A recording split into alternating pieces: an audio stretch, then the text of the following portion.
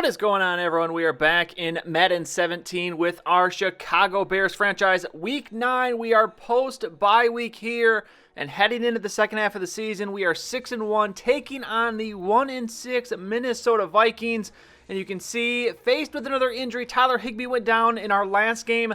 I have decided to not make a move right now. I just didn't feel comfortable releasing anyone else on the roster. So we're going to go with Cameron Brate and Darren Waller at tight end. Hopefully we do not have another injury at tight end, but just thinking with the wide receivers we have and those two tight ends, I think we should be okay. And the Vikings have it way worse than we do. 4 players over 80 hurt. I think they have something like 5 or 6 starters out. Jerick McKinnon is out, Tree Floyd, Stefan Diggs. A lot of injuries, and maybe why they are 1-6 on the year, the 30th ranked offense, but actually better than us. We have the 31st ranked offense. We do have the best ranked defense, the Vikings as well, in the top 10 of defense. So you can see these two teams somewhat similar. The only difference is the complete opposite nature of our records, but I expect a tough game out of the Vikings today, even with their injuries. They have their quarterback, Teddy Bridgewater, 6 touchdowns, just 2 interceptions in the first half of the season. First and 10 here, it's going to be a rookie House with the carry, and on first and 10, he is going to get out to the 30, 10 yards for him on that carry. As you see the starters for the Vikings.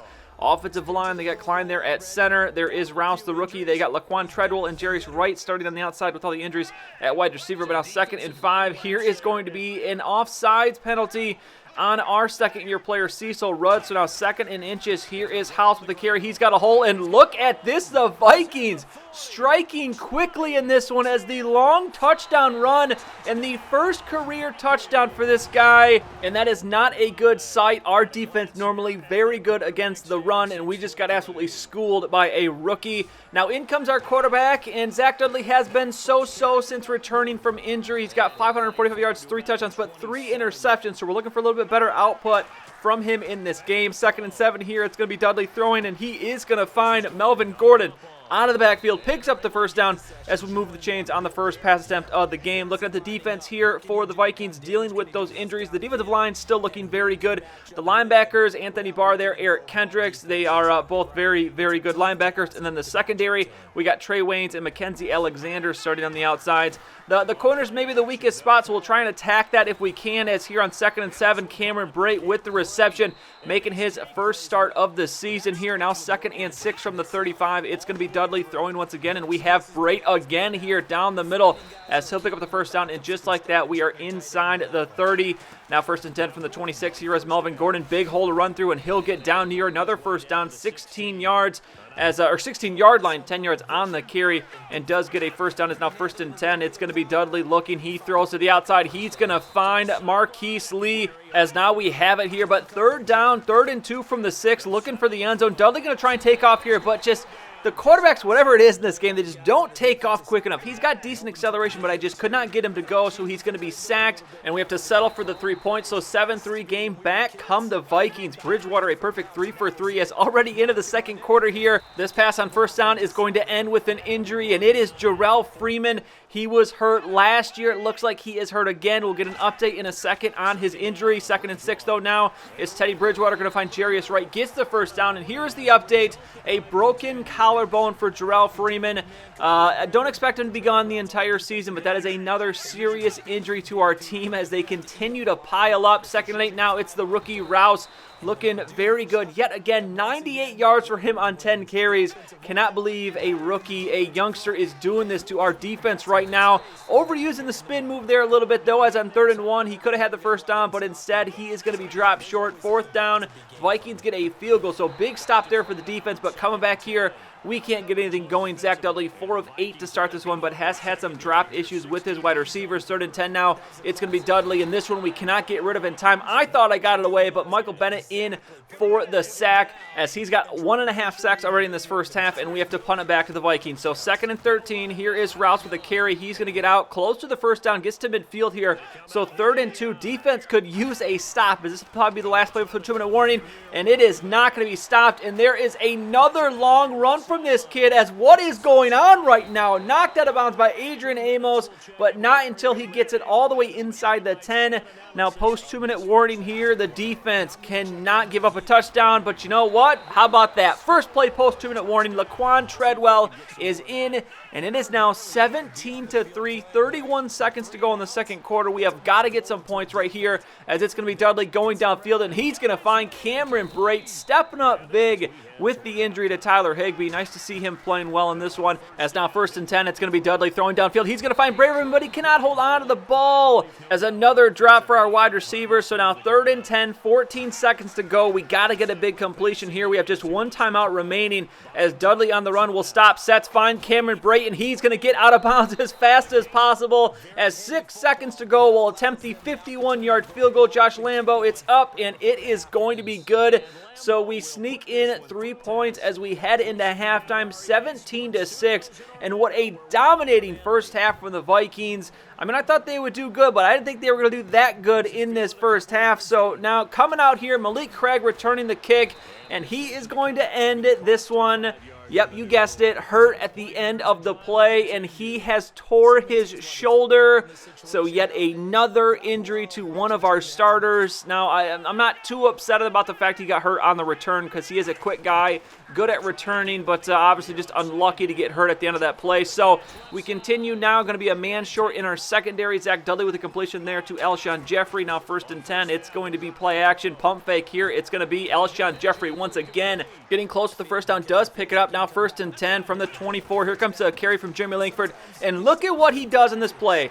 Breaks 2 tackles, avoids a couple more defenders, turns it upfield, stiff arm, and he is going to carry the defender into the end zone. What a run from Jeremy Langford. Probably the most impressive run I've seen from him in the 3 years of doing this franchise. Now going for 2, it is going to fail. So it's a 17-12 game, but that touchdown is humongous in our effort to try and come back in this game. Now 3rd and 5 for the Vikings. It's going to be a first down. Kyle Rudolph with the reception, as Teddy Bridgewater, so efficient, always is efficient in the games we play against him. They never throw it a lot. He doesn't throw for a lot of yards, but look at that, 11 of 13 in this game and a touchdown. Now 3rd and 14. The defense could use a stop here, and Bridgewater looking, not going to find anyone, tries to take off. He has speed, but not enough speed as he's taken down short of the first down. So 4th and 4, out for a long field goal here, and this one is going to be up, and this is going to be no good. So not only do we get very good field possession here, but we keep 3 points off the board. So still a 4-point game. 2nd and 10, Melvin Gordon having a rough day, 9 carries for 54 yards, just have not been able to get the ball enough to him.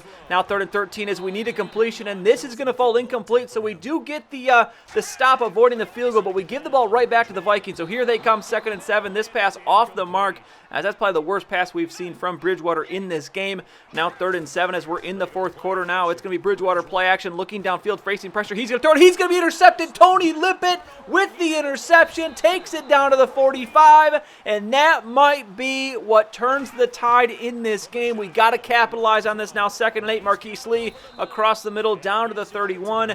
Dudley now 12 of 25. 3rd and 4 here. Big 3rd down, as it's going to be Jeffrey coming underneath. He's going to be found, and he is going to pick up the first down. Gets to the 20, gets to the 15 as we are in business now. 1st and 10 from the 15. It's a handoff here to Melvin Gordon. Going to kick it out to the right side, looking for that edge, and he's going to find it. The stiff arm from Melvin Gordon right there. But now 3rd and inches, we hand it off to our short yardage specialist. It's Marquise Forston, and he is going to find the end zone, and we have taken the lead for the first time today.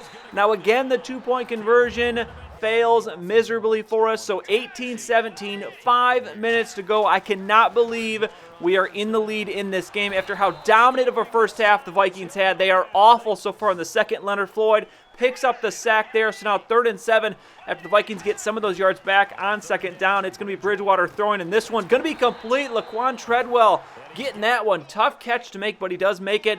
But already here, a couple plays later, it's 3rd down again for the Vikings. 3 minutes to go now. Play action. It's Bridgewater throwing. He's going to find a receiver. It's going to be Pruitt as he's down inside the 30. So the Vikings not going away in this one, climbing right back into this 1st and 10 now from the 20. It's going to be Bridgewater going to find Rouse out of the backfield as we've managed to hold the rookie in check since early in the game.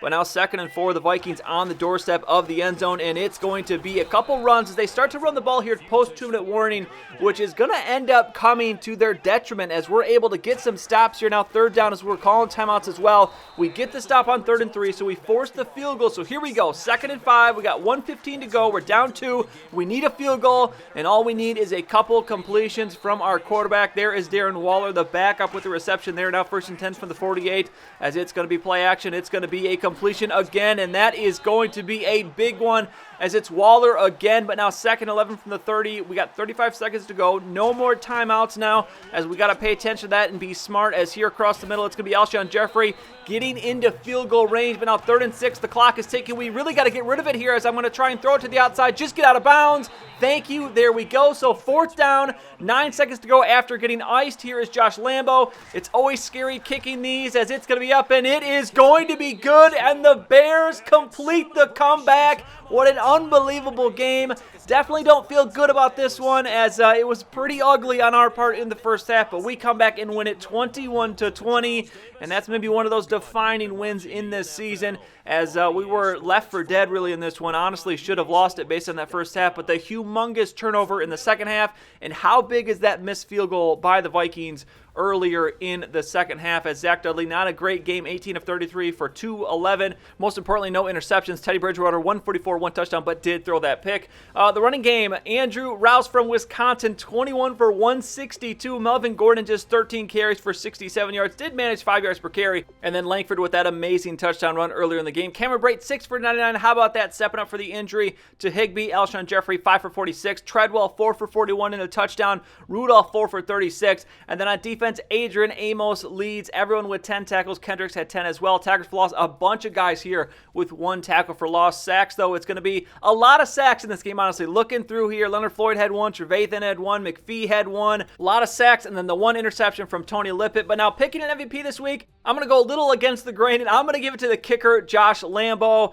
We could have given it to Cameron Brate or Tony Lippett, but you know what? Lambo makes the game-winning kick, 3 for 3 in this game, and I think he has deserved the Week 9 MVP. Now, the injuries, and looky here, Malik Craig is going to be out 4 weeks, which is not good. And you know what? I just realized Jarrell Freeman is not on that list. I didn't even realize that after the game when I was looking at this, but he is not on the injury list. So I'm not really sure how that's possible. He broke his collarbone in the game, but yet is not injured. I'm going to take a second look at that just to make sure my eyes are not deceiving me. But otherwise, still, I mean, another injury as now another corner. We just got Tony Lippett back. Now the rookie Malik Craig, who is having a very good year, leads us in interceptions with 4. He was towards the top of the list for Defensive Rookie of the Year and Best Corner, so that's obviously going to hurt him. But we will get him back before the year is over. And most importantly, we are now 7-1 on the season, and we move on to Week 10, and it's going to be a home game against the 3-4-1 Dolphins. So make sure you do not miss that one. But that is going to be it for this video. If you enjoyed it, please go and give it a like. I'd really appreciate it, and subscribe to see any future videos that I make. As always, thank you for watching, and I'll see you next time.